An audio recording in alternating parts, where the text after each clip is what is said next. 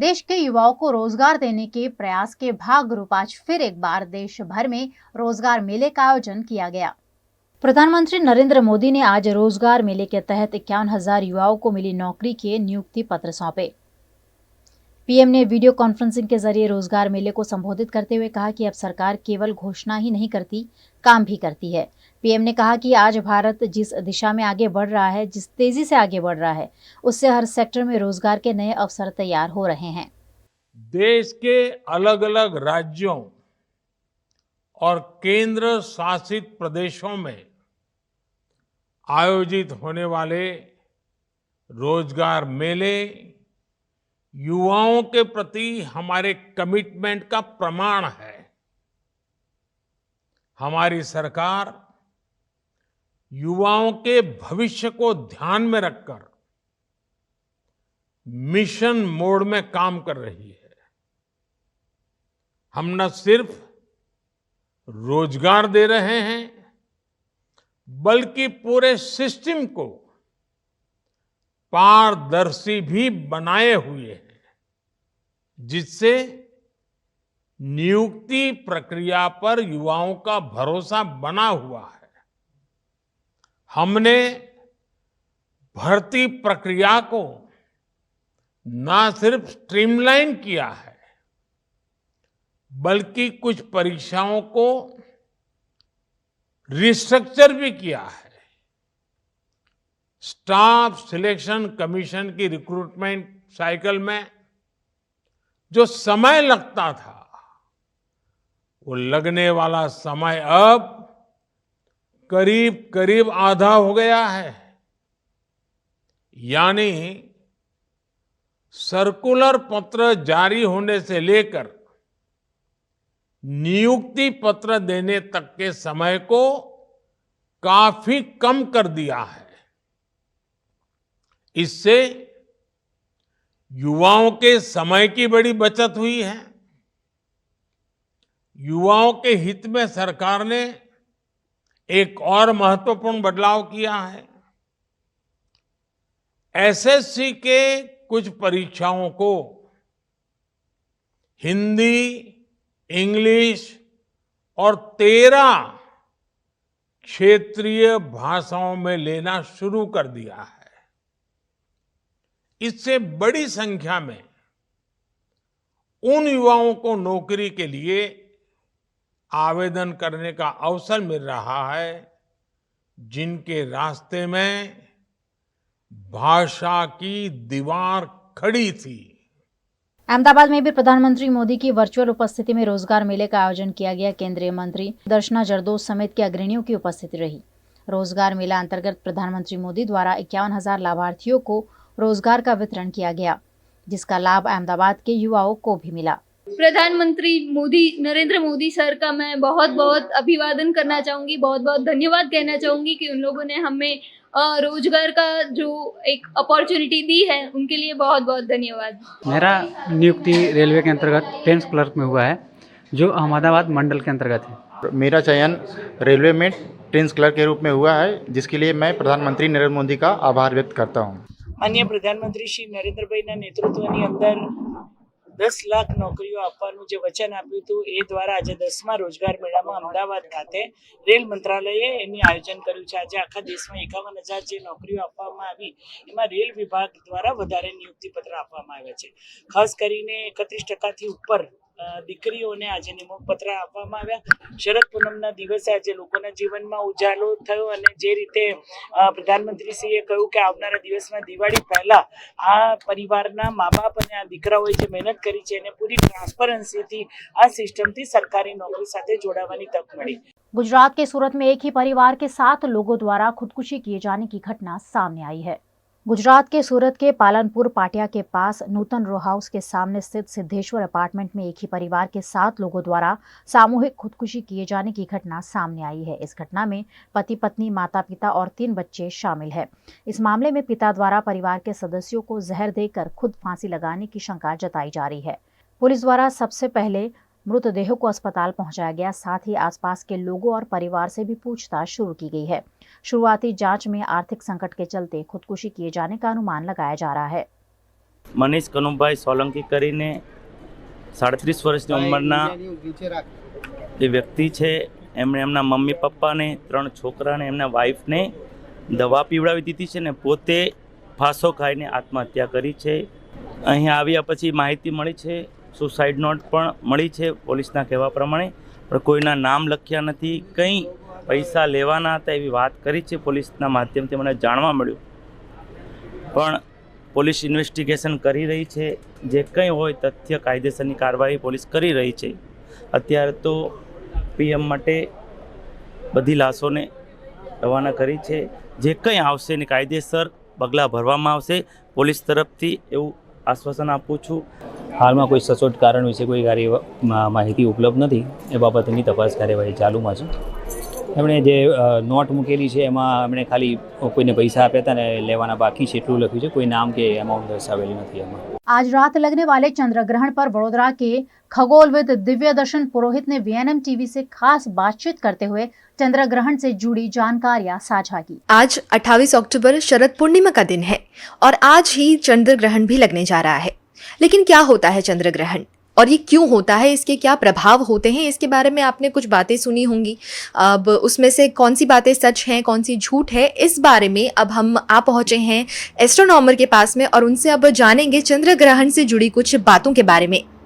तो चलिए हम शुरू करते हैं अपने इस इंटरव्यू को। आज की बातचीत होगी हमारी एस्ट्रोनॉमर दिव्य दर्शन पुरोहित जी से। तो मेरा सर से पहला सवाल ये रहेगा कि वो आप लोगों को बताएं कि चंद्र ग्रहण क्या होता है। बहुत बढ़िया क्वेश्चन है। चंद्र ग्रहण वास्तव में देखा जाए तो सेलेस्टियल ऑब्जेक्ट्स, यानी सूर्य भी आसमानी पदार्थ है, चंद्र भी आसमानी पदार्थ है और अर्थ भी, सभी सेलेस्टियल ऑब्जेक्ट्स आसमान में मूव करते, अपनी ध्रुवा पर भी घूमते, एक दूसरे के आसपास भी घूमते और काफी 10 प्रकार की गतियां उसके ऊपर लागू पड़ती हैं। ये मूवमेंट के कारण कभी कभी ऐसा हो जाता है कि तीनों पदार्थ एलाइन हो जाते हैं और एलाइन होने के समय पर एक की परछाई दूसरे पर जा गिरती है या एक दूसरे को ढक लेता है। इसको हम ग्रहण कहते हैं। ग्रहणा यानी ग्रास कर लेना, खा लेना, संस्कृत में उसको ग्रास कर लेना बोलते हैं। ग्रहण को ग्रहण कर लिया हमने, ग्रास कर लिया, खा लिया।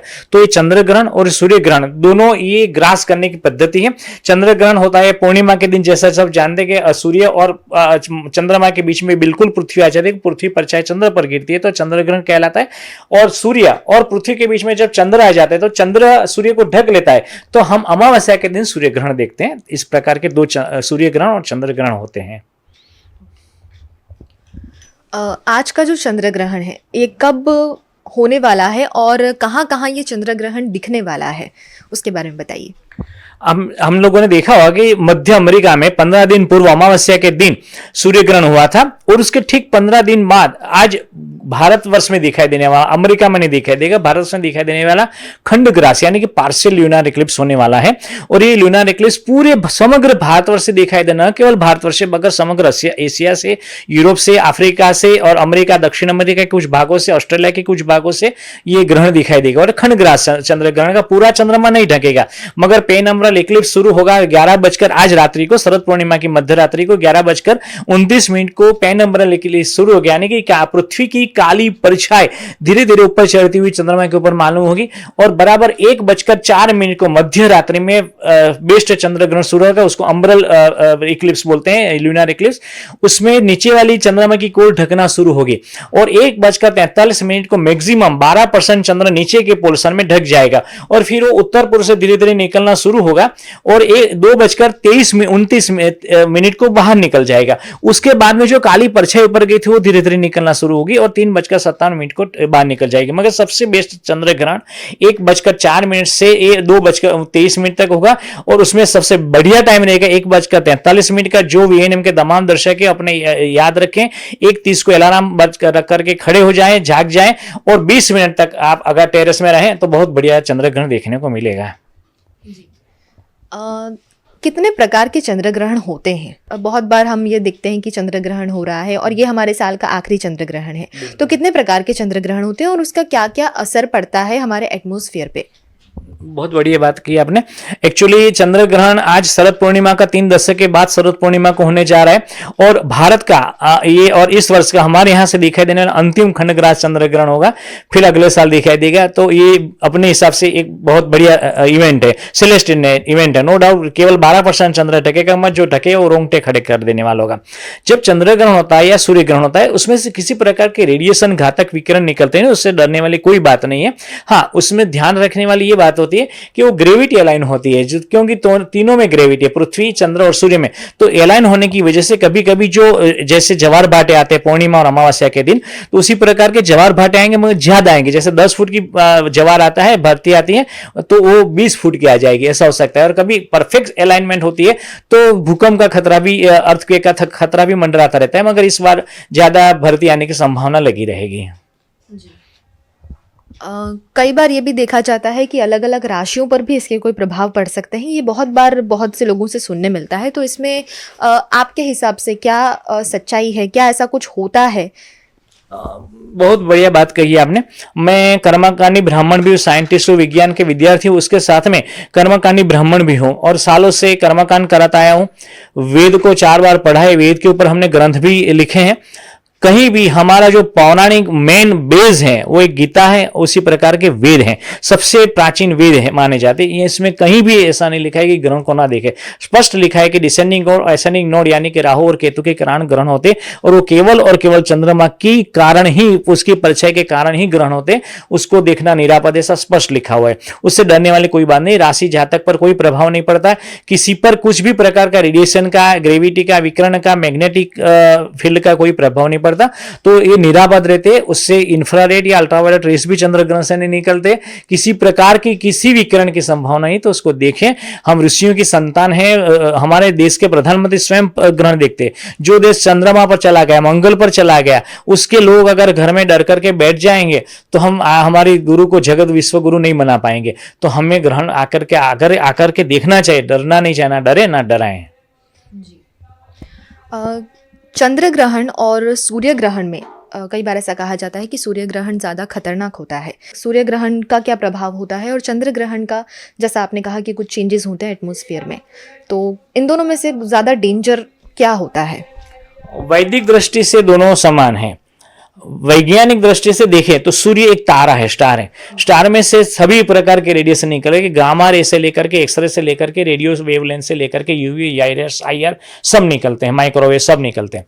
उसमें से हमारी अर्थ का एटमॉस्फेयर है वो सब सोख लेता है। केवल हमारे अंदर उतरता है यूवी रेस यानी अल्ट्रावायलेट रेस और इंफ्रारेड आते हैं। उसको हम सूर्य को बिना ग्रहण के, अभी दोपहर है और अभी ग्रहण नहीं है, फिर भी हम सूर्य को ऐसा नहीं देख पाएंगे। यूवी इंडेक्स ज्यादा है तो हमारी आंखें जलने लगेगी। तो सूर्य ग्रहण के टाइम पर क्योंकि आदमी फैसिनेट हो जाता है, एकदम देखने लगता है, तो उसकी आंखें जलने लगती है। ज्यादातर देखने से रेटिना को नुकसान हो सकता है। इसी कारण साइंस कहता है कि सूर्य ग्रहण के समय सोलर फिल्टर एप्रोप्रिएट, ऐसे चश्मे नहीं, सो एप्रोप्रिएट सोलर फिल्टर का उपयोग किया जाए, वेल्डिंग ग्लास DN14 का उपयोग किया जाए। मगर चंद्रमा के साथ में ऐसी कुछ भी बात नहीं है। तो चंद्रमा के ग्रहण को तो कोई भी आदमी देख सकता है, कोई भी टेलीस्कोप की आवश्यकता नहीं, ना फिल्टर की आवश्यकता है। गरीब से गरीब आदमी भी, किसान या मजदूर भी खेत में जाकर के भी देख सकता है। मोबाइल कैमरा, उससे हम फोटोग्राफ निकाल सकते हैं, लाइव भी कर सकते हैं फेसबुक वगैरह पर। मतलब कुछ भी आपदा उससे नहीं, निरापद होता है ग्रहण। चंद्र ग्रहण बिल्कुल निरापद। केवल सूर्य ग्रहण के समय में प्रॉपर फिल्टर का उपयोग करना चाहिए। जी। हमें बचपन से ये चीज़ें सुनने मिलती है कि जब चंद्र ग्रहण होता है या सूर्य ग्रहण होता है तो हमें ये चीज़ें नहीं देखनी चाहिए, इससे हमारे ऊपर कुछ नेगेटिव इफ़ेक्ट्स होते हैं। साथ साथ में हमने ये भी सुना और देखा है कि जब भी ये ग्रहण होते हैं तो जो अच्छे कार्य होते हैं वो बंद हो जाते हैं। जैसे मंदिर के पट बंद हो जाते हैं, कोई शुभ प्रसंग नहीं किया जाता है, कोई शुभ कार्य नहीं किया जाता है। तो ये सारी चीज़ें जो हैं हमें शुरुआत से सिखाई जाती हैं, तो कहीं ना कहीं हम ये चीज़ें बिलीव करने लग जाते हैं। तो इसमें कितनी सच्चाई है और क्या मैसेज आप देना चाहेंगे जो हमारे आज की जनरेशन है उन लोगों को? इसमें सच्चाई क्या है, क्या फैक्ट्स हैं, उसके बारे में थोड़ी जानकारी दीजिए लोगों को। जी, बहुत बढ़िया बात है। हजारों वर्ष पूर्व हमारे प्राचीन ग्रंथ, मूल ग्रंथ जो पूरे विश्व के सबसे प्राचीन वेद हुए, उसमें कहीं भी इन चीजों का उल्लेख नहीं है। भगवान कृष्ण 5,500 वर्ष पूर्व हो गए, उन्होंने गीता जी का प्रादुर्भाव किया। गीता जी में इन चीज का कोई भी उल्लेख नहीं। जो उल्लेख आता है वो 1000 वर्ष पूर्व के ग्रंथ में, जब मुस्लिम आक्रांत आए थे और तलवार के जोर पर उन्होंने ग्रंथों को फिर बदल कर दिया और उसके कारण हमें ऐसा डर हम में पैदा हो गया।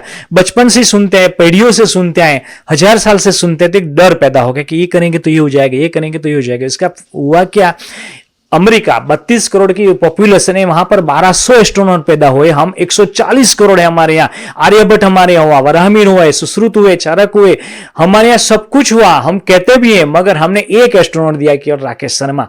हम दूसरा का अब्दुल कलाम नहीं दे पाए, दूसरा विक्रम साराभाई नहीं दे पाए, वैज्ञानिक विशेषणी वाले नहीं कर पाए, और कहते हैं कि हम जगत गुरु, कहते हैं हम विश्व गुरु। कैसे बन पाएंगे जब डर करके बच्चे घर में बैठ जाएंगे, घर में घुस जाएंगे और ऐसी बढ़िया इवेंट को ही नकार देंगे। ये भगवान की बनाई इवेंट है। भगवान ने, मैंने तो चंद्र तारे बनाए नहीं, आपने नहीं बनाए। चंद्र तारा सूर्य जो भी बनाए हैं, पृथ्वी, वो भगवान ने बनाई और भगवान ने ये सभी को हिलाया डुलाया, उसी ये ग्रहण हुआ। तो भगवान की बनाई इवेंट अगर पाप है तो भगवान स्वयं पाप है। पाप भगवान नहीं है, वो इवेंट पाप नहीं है, पाप तो हम करते हैं बुरा कार्य करके। तो पाप करना है तो हमें डरना चाहिए हमारे कर्मों से। वो ग्रहण से डरने वाली कोई बात ही नहीं है, वो तो कर्म है ही नहीं, वो तो भगवान की बनाई इवेंट है। उनसे डरना मतलब भगवान से डरना, उनको पाप बोलना, गंदा बोलना, उसको बुरा बोलना, यानी भगवान को बुरा और गंदा बोलना, तो ये बच करके रहना चाहिए, अंधविश्वास से दूर रहना चाहिए। अगर हम आगे बढ़ना चाहते हैं, अगर अमेरिका से भी आगे बढ़ना चाहते हैं, तो जय श्री राम बोलने से नहीं हो पाएगा। जय श्री राम को हृदय में देना पड़ेगा स्थान, तब जाकर के हम ये कर पाएंगे। तो हमें अंधविश्वास से तो दूर होना ही पड़ेगा। अगर जब तक अंधविश्वास हमारे सर पर मंडराता रहेगा, हम कुछ भी अच्छा कार्य नहीं कर पाएंगे। तो अगर आगे आना है तो इनसे बाहर निकलिए, सच्ची बात को जानिए, उसमें डीप चले जाएं, क्या बात है, कौन सा सत्य है और कौन सा झूठ है। हंस, गायत्री माता हंस पर विराजमान है, क्षीर और नीर का विवेक करती है, यानी दूध और पानी को अलग कर देती है। हमें भी अलग करना चाहिए, विवेक बुद्धि का यूज करना चाहिए कि सत्य क्या है और असत्य क्या है। और ये जब तक करेंगे नहीं, तब तक हम विज्ञानी नहीं बनना है, वैज्ञानिक विचारसरणी ही नहीं पैदा कर पाएंगे। और जब तक ये नहीं होगी, तब हम भारत को महागुरु, जगत गुरु नहीं बना पाएंगे। अगर बनाना है तो अंधविश्वास को मिटाना ही पड़ेगा। तो आज हमने ये जान ली बातें सारी, जो चंद्र ग्रहण से जुड़े सारे सवाल थे कि क्या होता है, कितने प्रकार के होते हैं, और जो सबसे बड़ा सवाल हमारा उठता है कि क्या हम चंद्र ग्रहण को देख सकते हैं या नहीं। इन सभी सवालों के जवाब हमने जाने हमारे एस्ट्रोनॉमर दिव्य दर्शन पुरोहित जी से। उम्मीद करते हैं कि आपको आज का ये जो बातचीत थी ये आपको पसंद आई होगी। फिर मिलेंगे एक और नए वीडियो के साथ में, तब तक जुड़े रहिएगा वीएनएम टीवी के साथ। गुजरात के वडोदरा में क्रिकेट को बढ़ावा देने के लिए कार्यरत बड़ौदा क्रिकेट एसोसिएशन की वार्षिक साधारण सभा आज सिर्फ 30 मिनट में पूरी कर ली गई। वडोदरा के ज्योति गार्डन में बड़ौदा क्रिकेट एसोसिएशन की एजीएम का आयोजन किया गया, जिसमें बड़ौदा क्रिकेट एसोसिएशन के अध्यक्ष प्रणव अमीन, अन्य पदाधिकारी और सदस्यों की बड़ी संख्या में उपस्थिति रही। बीसीए की एजीएम के एजेंडे में 12 मुद्दों को शामिल किया गया। वहीं सवाल उठाने वाले कल्पेश परमार और कमल पंड्या को एजीएम से पहले ही मेल करके जवाब दे दिया गया और ऐसे में सिर्फ 30 मिनट में एजीएम को पूरा कर लिया गया। बड़ौदा क्रिकेट एसोसिएशन की एजीएम से पहले सवाल उठाने वाले एडवोकेट कमलकांत पंड्या ने उनके मुद्दों पर बिना विचार विमर्श किए मेल पर सवालों के जवाब दे दिए जाने पर आपत्ति जताई। मेरे जो 11 मुद्दे मैंने उपस्थित किए थे, वो सब मुद्दे के अंदर आज उन्होंने ऐसा बोल दिया कि आपको ईमेल से जवाब भेज दिया है। आज तक अभी तक मेरे को आज की तारीख में कोई ईमेल मेरे को मिला नहीं है। आई सर्च आउट, बस ये क्या है कि इनको भी क्या है कि मेजोरिटी है, मेजोरिटी के हिसाब से इसमें क्या है, आज एजीएम आपने बुलाई है, सबको शांति से बैठाओ, सबको सुनो, जिसके क्वेरी है वो क्वेरी के खुलासे करो। वो कोई करने के लिए तैयार नहीं है। बस उन्होंने बोल दिया कि भाई आपको ईमेल से भेज दिया है और आप देख लो। लेकिन लोगों का प्रश्न क्या है, लोगों का ऐसा नहीं है भी तो कॉन्स्टिट्यूशन के विरुद्ध जाते हो, सिलेक्शन में ये पोजीशन है, क्रिकेट का इम्प्रूवमेंट नहीं हो रहा है, वो सब मुद्दा है। अभी वो कबूल करते हैं कि कौटुंबिक के जाने के लिए एक ही रास्ता है और 2 रास्ता का हम प्रयत्न कर रहे हैं। लेकिन सरकार के साथ एमओयू, आप सरकार को बोलो कि ये बड़ौदा शहर के लिए हम स्टेडियम बना रहे हैं, हमारे बीसीए के लिए नहीं बन रहा है, तो कुछ भी रास्ता निकले। लोकशाही प्रणाली के मुताबिक जो भी खुलासा होता है वो खुलासा करने की तक देनी चाहिए। लेकिन क्या होता है, अभी मेजोरिटी हो गई है और एक तरफी चल रहा है। बड़ौदा क्रिकेट एसोसिएशन की एजीएम मामले अध्यक्ष प्रणव अमीन ने कहा कि महत्वपूर्ण मुद्दों पर एजीएम में चर्चा की गई है। संगठन में नए सदस्यों को जोड़ने और वडोदरा में बने क्रिकेट स्टेडियम में एक नया रास्ता बनाने समेत के मुद्दों पर प्रणव अमीन ने अपना जवाब दिया। आज मेन हमारा agenda items, routine agenda items थे कि passing of accounts, appointment of ombudsman, approving of minutes, appointment of ombudsman, જે રેગ્યુલર એજન્ડા સ્ટેટ્યુટરી appointment સ્ટેટ્યુટરી ઓડિટર એમાં રેગ્યુલર એજન્ડા આઇટમ્સ હતી એના ઉપર મેઇન મીટિંગ થાય છે બરોબર એકચ્યુઅલી અમારો સૌથી ઇમ્પોર્ટન્ટ પ્રોજેક્ટ છે કોટન મિની સ્ટેડિયમ એ ઓલમોસ્ટ કમ્પ્લીશન ફેઝ પર આવી ગયો છે અમે વિડીયો દેખાડેલો એ વિડીયો અમે મીડિયાને બી સર્ક્યુલેટ કરશું what is the latest update છે લાસ્ટ વીક અમે વિડીયો લીધેલો ત્યાં ઇફ યુ કેન સી હમણાં ખુરશીઓ લગાવવાનું કામ ચાલુ થઈ ગયું છે અને ઇન્ટિરિયર્સનું કામ ચાલુ છે આમાં એક વસ્તુ જે છે કે આપણે જ્યારે જમીન જ્યારે બી પાસમાં ખરીદેલી ત્યાં રસ્તાનો એક્સેસ થોડો ઓછો છે એટલે એની માટે વી નીડ વધારે રસ્તાનો એક્સેસ 35 મીટરનો રોડ રસ્તો જોઈએ 30 મીટરનો રસ્તો જોઈએ છે જે અમે ગુજરાત ગવર્મેન્ટ સાથે બીસીએનો એમઓયુ છે so we are utilizing the Gujarat government આપણા બે local senior MLAs Shri Yogeshbhai Patel અને શ્રી બાલુભાઈ શુક્લા અમને અસિસ્ટ કરે છે એમની સાથે અમે ચીફ મિનિસ્ટર ભૂપેન્દ્રભાઈ પટેલને બી ખાસી વાર મળી આવ્યા છે and they have said that they will help us એટલે જેવો રસ્તો થશે એટલે all necessary permissions will come but stadium તૈયાર છે I think next 2-3 મહિનામાં इंटीरियर्स भी બધા પતી જશે। गुजरात के वडोदरा में दिवाली के त्योहार से पहले जीएसटी की छापेमारी से व्यापारियों में हड़कंप मच गया है। दिवाली के त्योहार से पहले जीएसटी की छापेमारी वडोदरा शहर के कई इलाकों में पिछले 2 दिनों से जारी है। इसी के तहत वडोदरा के रावपुरा इलाके में कार एक्सेसरीज के व्यापारियों के वहां छापेमारी की गई। नागरवाड़ा इलाके में सरदार भवन के खांचे में जगदम्बा कार एक्सेसरीज पर जीएसटी विभाग के अधिकारियों ने छापा मारा। त्योहारों के दौरान वाहनों की खरीदारी के बाद एक्सेसरीज विक्रेताओं के वहां से एक्सेसरीज की खरीदारी होती है। इसी बीच जगदम्बा कार एक्सेसरीज में 2 दिनों से जीएसटी की जांच जारी है, जिसके चलते अन्य व्यापारियों में भी हड़कंप का माहौल देखने मिल रहा है।